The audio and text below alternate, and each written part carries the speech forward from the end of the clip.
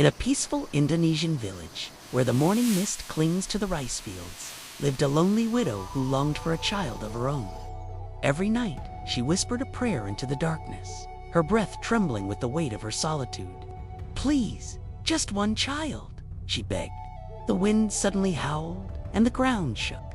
From the shadows emerged Buto Ijo, a terrifying giant with skin like moss and eyes like fire. "I will grant your wish," the giant rumbled, "but on one condition.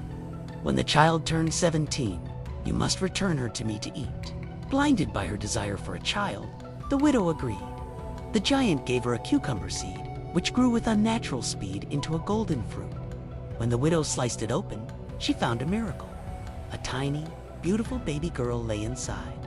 She named her TIMUN, her golden cucumber. Years passed in a blur of sunshine and laughter. TIMUN grew into a brave and beautiful girl, the light of the widow's life. But the day of her 17th birthday arrived, and the sky turned black. The ground began to tremble beneath the giant's heavy footsteps. "The time has come," the giant roared.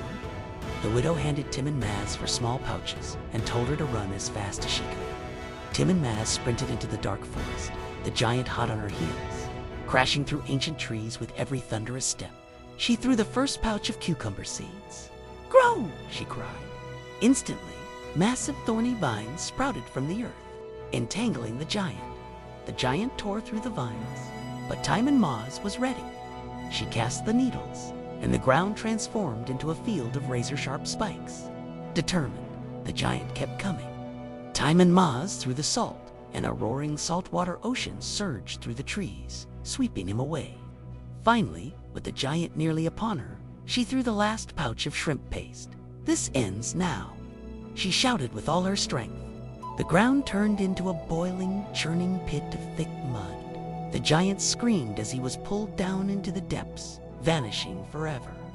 As the storm cleared, TIMUN stood alone in the quiet woods. She had won her freedom. She walked back home as the sun broke through. She returned to the village to find her mother. They embraced under the golden sun, knowing they would never be parted again.